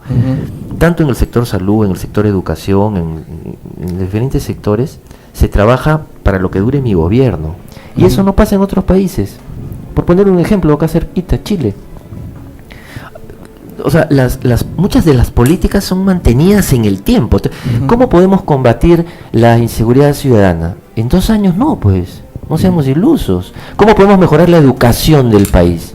En 3 años no. Esto es un trabajo que tendría que comenzar ahora y mantenerse más allá de los egos, más allá del propio beneficio partidario o personal, pero yo lo que veo es que cada quien llega, pone a su gente, hay despidos, ponemos en práctica nuestras ideas, ¿no? Y bueno, algunas ideas deben mantenerse, pero llega otro gobierno y a veces no continúa el trabajo, no continúa la gente capacitada y técnica, hay una remoción de personas, vienen otros amigos y despidos, etcétera, y entonces es un trabajo, es como un coito, don Benito, interrumpido. O sea, pues se avanza de a poquitos y al final no se avanza nada. Doctor, nos piden un corte y perdóneme, de repente usted continúa después del corte. Mire, yo hacía un apunte ayer en la noche a las 21 horas, casi ya 21:55 en el Facebook, y decía, quizá coincide con lo que usted dice, el neocolonizador es distinto. Parece que pensando yo que posiblemente vivimos en un estado neocolonizado. Dice, el neocolonizador es distinto. La neocolonización a la que estamos expuestos ataca la capacidad de razonar, inventa y fomenta fanatismos, prostituye dignidades, desnaturaliza principios, fisura y pulveriza valores, etc. A tal punto que el dominio es corrosivo, es malsano, es trágico, diría yo. Un Túpac Amaru en estos tiempos sería perseguido con puntos suspensivos. Ahí lo dejo. Ustedes ya saben que sigue. ¿A dónde yo quiero llegar? El político de hoy es un neocolonizador. Es parte de una propuesta neocolonizadora. Él tiene un discurso emocional, pero no el discurso racional que quisiéramos ver en su discurso. Si él tuviera un discurso racional, estuviera rodeado de un séquito de pensadores. Un séquito de pensadores que diría, oye, ¿tienes una invitación de la Universidad Garcilácito? Anda. Y dile y explícales cuáles son nuestras propuestas en seguridad ciudadana, cuáles son nuestras propuestas para erradicar la violencia. No la violencia en 5 años, sino no es una violencia en una política de gobierno, porque hay políticas de gobierno que son de 5 años, y hay políticas de gestión, y hay políticas de Estado que son a largo plazo, que es la que usted nos viene pidiendo, que es la necesaria. Bonito sería el tema a nivel científico, de políticas, de las ciencias políticas, o sociológico o psicológico, lanzo la piedra o lanzo la pelota respecto a ideas, razonamiento y política en el Perú. Y seguramente vamos a encontrar un paisaje frío, un paisaje muerto, el mar muerto, donde no hay ideas, donde no hay propuestas, claro, donde nos vienen con el cuento de vamos a construir más megapenales. Sí, pero ¿qué haces con tantos megapenales si en lo que tienes no hay un trabajo de resocialización? O sea, solamente estamos escondiendo, como la verdad, con el respeto que se merece, estamos escondiendo la basura bajo la alfombra, pero no estamos realmente limpiando la casa. Hay países donde han convocado a filósofos, sociólogos, educadores, trabajadoras sociales, psicólogos, psicoterapeutas para enfrentar algunos problemas de orden social, de orden educativo. Yo lo que veo es que tenemos más bien una presencia mayoritaria de técnicos, ¿no? De políticos también. Entonces yo creo que así avanzamos mucho más lentamente, ¿no? En ese congreso que tuvimos hubieron más de 800 personas inscritas. Sí, cierto. Fueron 3 días, un congreso muy exitoso, con estudiantes, con profesores, con investigadores, con diferentes profesionales, ¿no? Nos hubiera encantado que los candidatos o los representantes, por supuesto, que son las cabezas de estos equipos de trabajo en seguridad ciudadana, hubieran podido estar, pero como le digo, solamente uno aceptó la invitación. Quizás pues no había tantas cámaras, ¿no? Noticieros como para ver posibilidades ellos, pero fue una pena porque tenemos que acercar la universidad al Estado en general, a la sociedad, ¿no? Porque si no nos quedamos como islas, ¿no? Los académicos nos quedamos como islas de gente que reflexiona, escribe, sabemos mucho, pero la sociedad se sigue incendiando y se sigue quemando, ¿no? Yo, doctor, le soy sincero, no creo que haya sido por las cámaras. No creo que sea por la falta de cámaras, no creo, sinceramente. Yo creo que es porque tenemos ambulantes de ideas, recogiendo sus palabras y metaforizándolas, ambulantes de ideas, un ambulante aquí, otro ambulante allá, con una idea muy bonita, pero no hay un mercado de las ideas. En ese mercado de las ideas, yo recojo la frase mercado de las ideas de Al Gore, de El ataque contra la razón, un libro muy hermoso, he leído el libro una y otra vez, el ataque contra nuestra capacidad de razonar. Por eso es que hablo de que se ha atacado tanto nuestra capacidad racional que terminamos eligiendo un candidato con un discurso emotivo, un discurso emocional. No es un discurso racional, no es un discurso inteligente, no es una propuesta inteligente. Entonces, en ese discurso inteligente, dudo mucho que exista un candidato o alguien, un asesor con una respuesta racional y efectiva frente a este problema. Acá tenemos, en seguridad ciudadana, en el tema de la violencia propiamente dicho, nos llenan los ojos con un candidato cowboy. O sea, si viniera Clint Eastwood, John Wayne, de las películas... Incarri. ¿Ah? El Incarri. Sí, de las películas Lo Bueno, Lo Malo y Lo Feo, estaríamos felices. Porque creemos que eso resuelve el problema, y eso no resuelve el problema, porque vienen nuevas generaciones de delincuentes y que es necesario trabajar en esos espacios, y que la educación no se resuelve en 1 año, 2 años, sino que es un trabajo a largo plazo, y que seguramente, bueno, vamos a seguir conversando, nos piden un comercial, vamos a un corte y regresamos en la última etapa ya del programa, los últimos 30 minutos. Gracias por su oportunidad, doctor, gracias por su tiempo, gracias por sus reflexiones, gracias por compartir con nosotros sus investigaciones.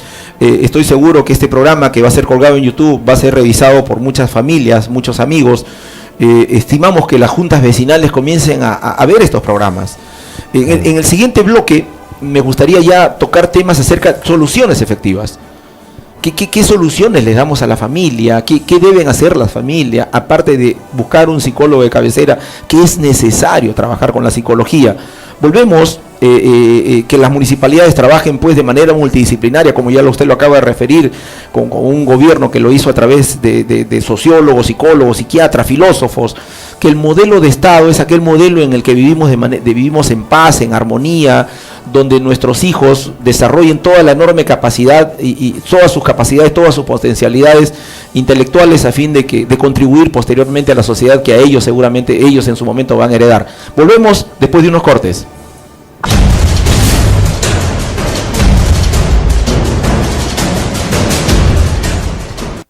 Seguimos con el programa, entramos a la última secuencia. Quisiéramos que sea recién la segunda para seguir hablando, porque es importante todo lo que nos dice nuestro invitado de hoy, el maestro Manuel Arbocó de los Heros, docente de la UNIFE y la Universidad Garcilaso, investigador de diversos temas de la psicología y que nos interesa socialmente, nos interesa a todos.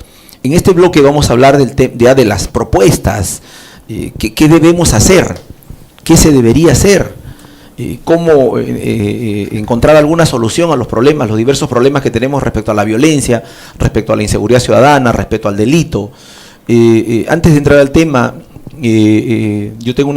quería contarle, doctor, le decía en el break, yo fui a un partido político, yo pertenezco a un partido político, la verdad, vamos a decir las cosas, yo pertenezco a Acción Popular.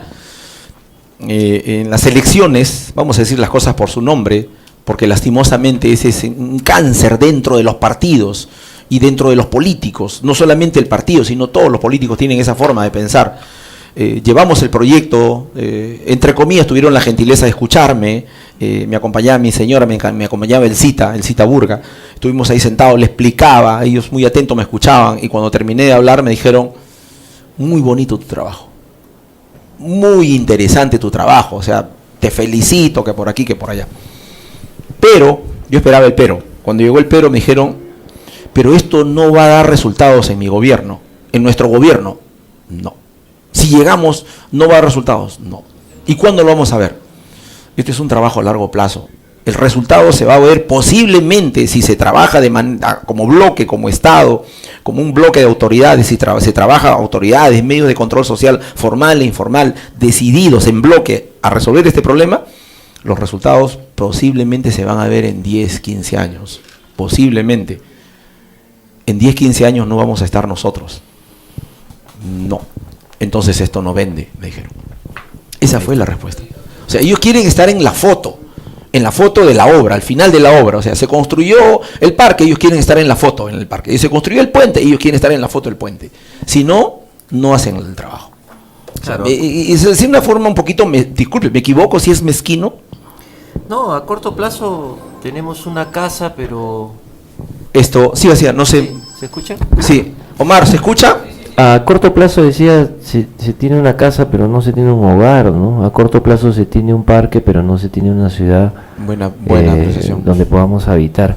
Bueno, ahí está un poco lo que mencionábamos, ¿no? Que es la visión, creo yo, de las cabezas, de los líderes y de los que vienen a nivel político, ¿no? Historias como esa probablemente se presentan en muchos partidos, ¿no? Donde hay una serie de intereses, etcétera, ¿no? Es muy penoso eso, porque finalmente es o son las personas que van a poder llevar a la práctica y tomar las decisiones y firmar los documentos que haya que firmar para que estas ideas se conviertan en políticas. Entiendo que es un poco arriesgado y hasta narcisista que decir ahora que yo diga qué es lo que hay que hacer, ¿no? Me parece que es un poco arriesgado porque si bien es cierto vamos a compartir algunas ideas, este es un trabajo que tendría que plasmarse en un proyecto, que tendría que plasmarse en un documento, ¿no? Con el compromiso de llevar eso del papel a la acción, ¿no? Pero creo que sí, hay algunas cosas que habría que tener en la cabeza, ir pensando para intentar que esta sociedad peruana convulsionada, poco complicada, violenta que tenemos pueda ser un poco, regresar a ser un poco más vivible, ¿no? En algún momento se pudo, yo he escuchado a mis padres, ya ambos han fallecido, que me hablaban de una Lima de la década de los 30, los 40, ¿no? Y con historias simpáticas y claro, eran otros tiempos, había muchísima menos gente. Creo que estamos en una sociedad hiperpoblada y esa es otra de las causas también de los problemas, ¿no? Por ejemplo, cuando uno viaja a provincia y va a algunos pueblos, te encuentras con que hay un ambiente distinto, no hay tantas rejas, no hay tantos cercos eléctricos, no hay tantos asaltantes, no hay tantos asesinos y la gente vive de una manera más tranquila, respetuosa y calmada. Pero en las grandes ciudades es donde se acumula el estrés, la competitividad, la violencia. Entonces, habría que compartir algunas de esas ideas, qué es lo que podemos hacer como individuos, como profesionales. Creo que todos tenemos una responsabilidad. Todo el mundo habla, Benito, de nuestros derechos, ¿no? Inclusive hay una Declaración Universal de los Derechos. Estoy esperando que aparezca una Declaración Universal de nuestros deberes, ¿no? También tenemos deberes. Qué buen aporte. Sí, eso es bueno. Declaración Universal de Deberes. De los deberes.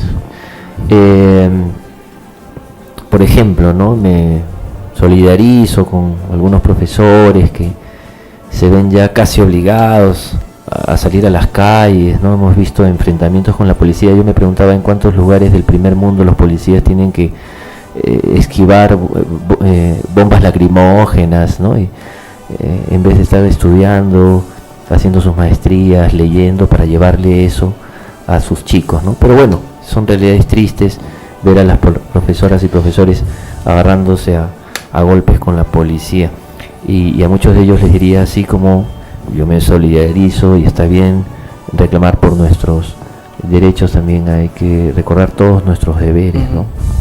Doctor, ingenieros, volviendo a ingenieros, dice, si no me equivoco, desde que se inventaron los derechos humanos, y él es duro, Sí. Duro, dice, ingeniero es así, desde que se inventaron los derechos humanos, si mal no recuerdo, dice, todos los idiotas memorizan sus derechos, pero olvidan sus obligaciones. Claro. La verdad, él es duro, o sea, cuando habla de José Ingeniero es duro. A ver, recogiendo del tema de lo que se ha tratado hoy y las cosas, las diversas matices que usted le da, uno de los temas importantes ha sido la experiencia exitosa en otros países. Un modelo a seguir sería obviamente esas experiencias exitosas. Ahora, en todo caso, crear comisiones especiales conformadas de manera multidisciplinaria por representantes de las diversas universidades del país, de los colegios profesionales, de manera independiente, O sea, no por el colectivo que reúne a todos los colegios profesionales, no, ese no. Me refiero a que cada colegio profesional de manera independiente nombre 1, 2, 3 representantes y fletar un avión, pues, y enviar a todos nuestros especialistas a conocer esas realidades y saber, pues, cuáles son las experiencias exitosas allí y saber qué dio resultado para aplicarlo acá. Eso sería, pues, una de las grandes propuestas, una de las propuestas que seguramente, como usted lo dice primero, seguramente va a ser debatida, va a ser discutida, va a ser aprobada, seguramente no pasarla al blanco y negro, hacer un proyecto y que digan, pues, bueno, sí se aplica, ok, perfecto, bueno, vayan, cuando vengan ya saben que tienen que hacer un informe, presentar un informe, un proyecto, todo un trabajo, todo un plan de gobierno, decir, sí, este es el modelo, vamos a aplicar este modelo y aplicarlo a nuestra realidad para terminar heredándole a nuestros hijos, no a nuestros hijos, ojalá que a nuestros hijos, finalmente a nuestros nietos seguramente, dependiendo de cómo trabajemos, para que de aquí a 10, 15 años o 20 años, por fin tengamos una sociedad, pues, que no le envidie nada a esos países donde se vive tranquilamente. Lo que pasa es que, claro, eso es lo que comentaba, ¿no? No hay una mirada de un trabajo a 10 años, hay una mirada de un trabajo a 6 meses para luego salir y tomarnos la foto y decir que el gobierno cumple, ¿no? Entonces, problemas como esto, pues, no se solucionan en unos cuantos meses, es un trabajo a largo plazo y espero que nuestros políticos tomen en cuenta eso, ¿no? Que hay que dejar un poco, ya no estarán ellos en la foto, ya no estarán ellos en Palacio, ya no estarán ellos en las municipalidades, pero es importante trabajar con conciencia social, pensando en nuestro lugar, en nuestro hábitat, ¿no? Yo escribí hace un tiempo un artículo en el diario que lo llamé La peligrosa inclinación al roba pero hace obra, y en ese artículo consideraba lo siguiente. Se hizo una investigación en Lima antes de un proceso electoral municipal y la mayoría de la muestra elegida para la encuesta aceptaba que la autoridad robara siempre y cuando hiciera obra, puentes, qué sé yo. Entonces yo creo que también somos bastante responsables de estos problemas que estamos pasando, ¿no? Somos nosotros responsables. ¿Qué es lo que debemos hacer? Tratar de elegir bien a nuestras autoridades, que nos van a representar y que van a tener poder, y darle poder a un corrupto, darle poder a alguien que no está bien preparado, es hacerse un harakiri, ¿no? Es inmoral y hasta estúpido. Entonces yo creo, justo hablábamos que aparentemente en este momento no hay nuevos candidatos para un próximo proceso electoral presidencial. Habría que empezar a estudiar hojas de vida, tomar las cosas con calma, no dejarnos llevar por el que más sale en televisión. Recordemos que muchos medios hacen ciertos arreglos con posibles candidatos que les caen bien, etcétera, para posicionarlo, para empoderarlo, para darle vitrina, y finalmente en esta sociedad videocrática, en esta sociedad visual, en esta sociedad mediática, muchas de estas personas son las que finalmente llegan a ocupar estos cargos y no tienen, pues, mayor conocimiento, preparación o voluntad de convocar a la gente que puede sumar esfuerzos, ¿no? Es penoso, pero es así. La corrupción también está muy ligada a la violencia, ¿no? Porque cuánto dinero que podría invertirse en capacitaciones, que podría invertirse en campañas, que podría invertirse en materiales, que podría invertirse en un trabajo directo, se pierde en manos de malos políticos, ¿no? Creo que ¿qué podemos hacer nosotros en esta parte ya final de la entrevista como para reducir la violencia? Bueno, tratar de elegir bien a nuestros candidatos. Creo que el Estado tiene que capacitar y apoyar a la policía. Es importante que haya juntas vecinales, hay que autogestionarse. Las juntas vecinales, ¿no? Perdóneme que le interrumpa, doctor. Las juntas vecinales fueron creadas bajo una premisa. Las juntas vecinales van a ser el ojo y el oído de la policía allí donde no está la policía, para informar a la policía de un evento criminal que se viene desarrollando, que se va a desarrollar, que se viene a desarrollar, que se va a desarrollar cuando venga un sospechoso, que se está desarrollando cuando se está cometiendo, o que ya se desarrolló para que inmediatamente comuniquen a la policía y la policía procure su intervención inmediata. Esa es la finalidad. Y esa finalidad sigue. Hoy día las juntas vecinales han migrado de nombre, hoy día nos pintan otro nombre, sean Barrio Seguro. Entonces, pero uno no ve, no escucha, bueno, yo no hasta ahora no veo que las juntas vecinales, por ejemplo, perdóneme que lo diga así, doctor, disculpe, ¿usted dónde vive? Surquillo. Surquillo, ok, perfecto, en Surquillo. No hay una junta vecinal, por ejemplo, que diga, disculpe, acá en la otra cuadra vive el doctor el doctor Arbucó de los Ceros. ¿Qué le parece si vamos y le tocamos la puerta a ver si nos da una charla? Cuando esa debe ser el trabajo de hormiga de la junta vecinal, con un trabajo a futuro. A ver, yo junta vecinal, miembro de una junta vecinal, alguien de la junta vecinal identifica a Benito Cervantes, que tiene violencia, que es un sujeto con una elevada carga de violencia.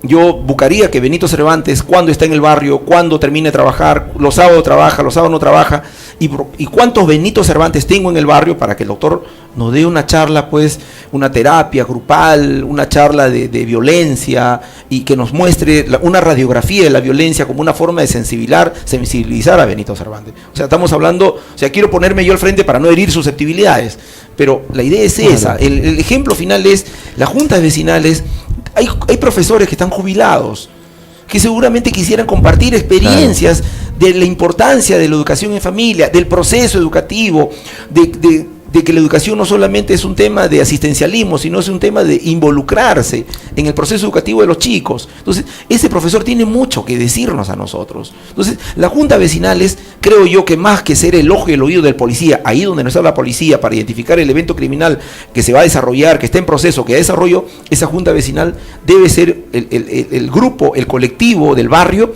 que está llamando al psicólogo, que está invitando a alguien que utilice las fuerzas que tiene allí en su propio vecindario. Tenemos un psicólogo, algo nos tiene que decir. Tenemos un chico que está estudiando sociología, de repente algo nos tiene que decir.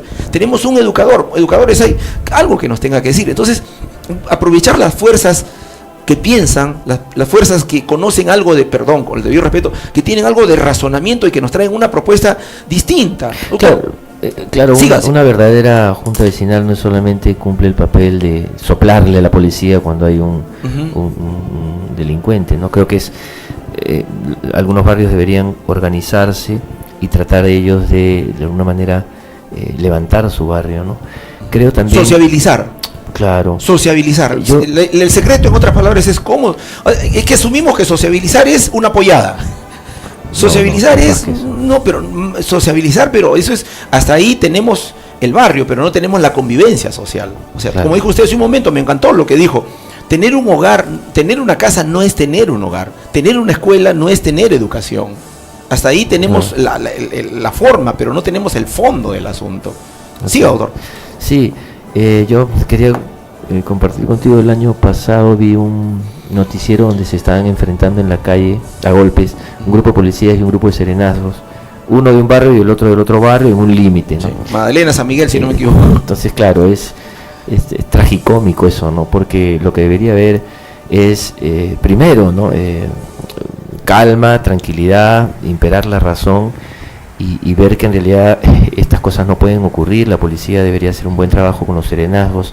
Se ha encontrado, esto probablemente usted conoce este dato, se ha hecho una estadística según los barrios de cuántos policías hay, cuántos serenos hay por habitantes. Entonces, claro, hay barrios enormes, podrían ser hasta casi una provincia, y hay barrios más pequeños. Hay lugares donde podríamos decir hay un poco más de seguridad, porque al final la proporción nos permite ser cuidados. Hay otros lugares donde no, donde hay un policía por cada, me invento, 50.000 personas, etcétera, ¿no? Entonces creo que tendría que haber una buena distribución de los miembros del orden, un buen trabajo con los serenos y finalmente un buen trabajo en las casas. A los padres les digo, encárguense de sus hijos, edúquenlos, fíjense dónde están, a qué hora llegan a casa y traten de ser un buen ejemplo para ellos y no nos rindamos, ¿no? hay que seguir con el mensaje de tratar de aspirar a una sociedad más pacífica, ¿no? Doctor, en estas 2 horas, casi 2 horas, usted nos ha hablado bastante de la familia, de la importancia de la familia y la forma como la familia se ha vuelto disfuncional, o es destructurada, no es sinergética, no hay trabajo sinergético en familia, por otro lado. Un prerequisito matrimonial debe ser de manera casi obligada a nivel nacional la evaluación psicológica. Claro, sería ideal, sería revolucionario, ¿no? A la gente creo que se le pone más dificultades para separarse que para casarse. A ver, dentro del prerequisito matrimonial está la constancia de soltería, está el certificado de salud, está el DNI, pero no está lo básico, la evaluación psicológica. O las charlas prematrimoniales tienen que ser por psicólogos. Sí, pero las charlas matrimoniales es pasar algo por agüita tibia, ¿no? Yo voy a decir algo que probablemente no se va a poder llevar, o no es popular decirlo, no es conveniente, ¿no? Pero hay gente que no debería tener hijos. Yo sé que esto es duro, feo, desagradable, poco popular, ¿no? Pero yo creo que hay personas muy desequilibradas que se juntan con otras personas que no están muy bien y tienen niños que van a pagar las consecuencias. Entonces yo le aspiro a que algunas personas se den cuenta que si no tienen las condiciones, el deseo de tener hijos, de encargarse de chicos y sacarlos adelante, y que sean personas buenos, ¿no? Buenos ciudadanos, planifiquen la familia, se abstengan, ¿no? Y disfruten el amor, la sexualidad, pero que no traigan. Para terminar, a veces entran estos programas de operativos policiales a ciertos barrios, ¿no?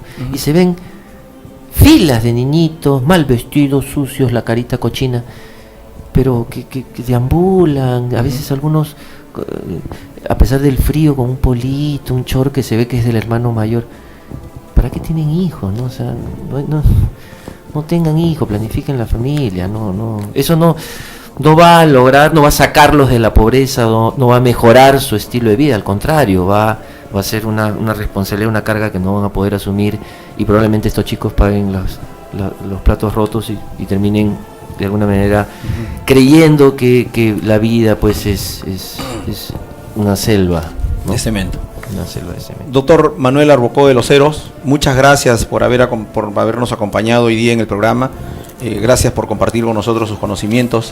Gracias por decirnos que tenemos que complementar el hecho de que tenemos que hacer un trabajo a largo plazo, que no son las políticas cortoplacistas las que resuelven los problemas de un país, que tenemos que mirar experiencias exitosas, que tenemos que trabajar con psicólogos, que el trabajo tiene que ser multidisciplinario, que el político de hoy tiene que tener un discurso racional, no un discurso emocional, que tenemos que tener una sociedad más responsable de ser padres, más responsable de asumir el reto de criar a un hijo, que tenemos que sensibilizarnos, que tenemos que sociabilizar. Yo agradecido con la participación, con su presencia en el programa. Ha sido un programa más, nuestro primer programa con 2 horas. La próxima semana nuevamente estaremos frente a sus pantallas llevándole nuestro modesto punto de vista de que la prevención del delito es un tema científico-social, es un tema que corresponde a escuchar a los psicólogos, a los sociólogos, a los psiquiatras, a los educadores, a asistentes sociales, antropólogos, comunicadores sociales. A ellos hay que escucharlos. Que el trabajo de prevención del delito es a largo plazo, no es un corto plazo. No sé si tengo tiempo, quiero terminar solamente con... Dice que había un hombre que caminaba y encontró en una larga pared, había un hombre que asentaba ladrillos, que está un albañil que hacía un trabajo. ¿Qué estás haciendo? Estoy asentando ladrillos, decía. Le preguntó al otro, ¿y tú qué estás haciendo? Que hacía lo mismo. Estoy levantando una pared, decía. Y el otro, ¿y tú qué estás haciendo? Yo estoy construyendo una escuela, dijo así. ¿Así? Sí, yo veo correr niños. Yo veo niños estudiando, yo veo jóvenes que mañana van a ser profesionales, yo veo jóvenes que mañana van a tener una enorme sensibilidad social. De los 3 trabajadores que hacían exactamente lo mismo, el último ya veía el resultado de su trabajo, que el trabajo tiene que ser a largo plazo, como nos ha dicho el doctor, el magíster Manuel Arbocó de los Heros, y que tenemos que tener esa visión y que el trabajo tiene que ser a largo plazo una vez más. Muchas gracias, el programa se nos fue y creo que queda corto, todavía 2 horas. Felices de haber llegado a sus hogares. Nos vemos la próxima semana. Buenos días. Ante la inseguridad en las calles, prevención científico-social del delito, un programa diferente, un programa distinto, todos los sábados, por Onda Digital, televisión en vivo, señal online.